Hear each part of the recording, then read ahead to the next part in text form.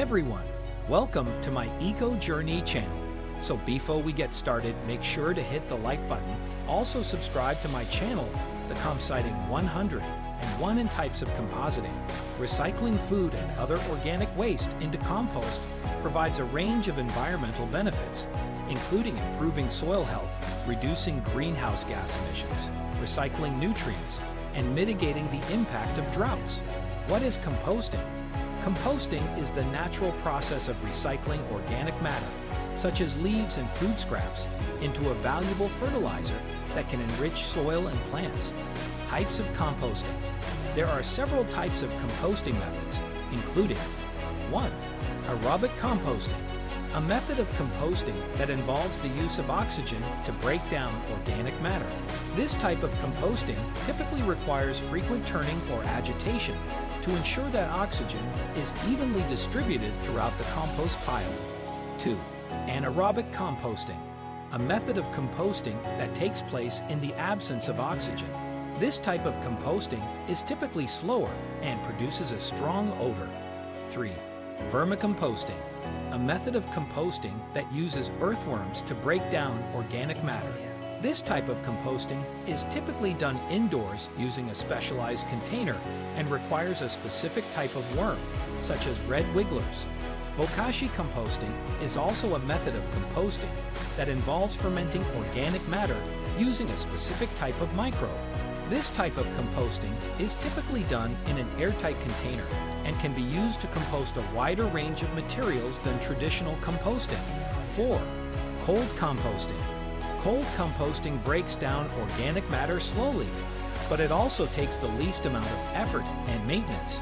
Anything organic decomposes eventually. Cold composting is just letting Mother Nature do her job with minimal intervention on your part. You do not need to worry about the ratio of compost ingredients, aerate regularly, or monitor moisture levels. Cold composting is the best process if you have little organic waste to compost and not much time to tend to the process, and if you are not in a hurry for finished compost. However, depending on what kind of cold method you use, it can take 1 to 2 years before you get usable compost. Additionally, a cold composting process will most likely not reach a high enough temperature during decomposition to kill off pathogens, so depending on what you've put in the pile, there may be some lingering harmful pathogenic bacteria, fungi, protozoa, worms, and other parasites, as well as weed seeds in your finished product. A cold composting process is primarily anaerobic, meaning that your discards are broken down by microorganisms that thrive in an oxygen-deprived environment. In addition to being slower to break down, cold piles may be smellier or wetter than hot piles. 5. Hot composting. Hot composting is a faster, but more managed, compost process.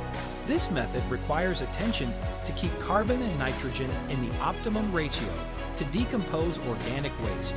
It also requires the right balance of air and water to attract the organisms that thrive in an oxygen-rich environment. Under ideal conditions, you could have the final compost product in 4 weeks to 12 months. If managed correctly, the high temperature of the pile will destroy most weeds, plant diseases, pesticides, and herbicides, plus any bug larvae or eggs. To achieve the best carbon to nitrogen ratio in your home compost, a rule of thumb is to put in 2 to 4 parts brown materials for every 1 part green materials. A compost thermometer thrust into the center of a pile makes it even easier to figure out what's going on in there. It can also give startling evidence of how hot a hot pile gets. A good, hot pile will reach at least 130 degrees Fahrenheit, 54 degrees Celsius, and stay there for 2 to 4 days. When the temperature drops back down to about 100 degrees, turn the pile and watch the temperature soar. Oxygen and water. Finally, like any other living organism, decomposers need oxygen and water to survive. To ensure a faster home composting process, you will need to make sure your compost system has the right amount of air and water. As mentioned above, if you are not in a rush for finished compost, you do not have to maintain your waste. The decomposition will still take place, just at a much slower pace. Optimal airflow can be achieved by layering materials, making sure your materials are in small pieces, ideally no thicker than a finger, and turning piles regularly, or adding another type of aeration system. As for water, the ideally moist household compost pile will be about as wet as a wrung-out sponge. If you are including food waste in your pile, it's likely it will be wet enough, but if not, just add water. Asterisk temperature.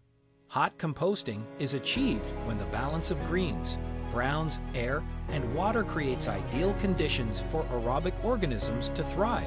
The optimal peak temperature for aerobic composting is 130 to 140 degrees Fahrenheit, which occurs when aerobic macro and microorganisms are breaking down waste and reproducing at a fast rate. This high temperature also kills any lingering bacteria or weed seeds. Asterisk consistent aeration. Aeration encourages an aerobic environment, which helps to speed up the composting process and reduce odors. It is recommended you turn your pile or rotate your tumbler around once a week during summer and at minimum once every 3 to 4 weeks during winter. You can also add piping or large sticks to help increase natural airflow.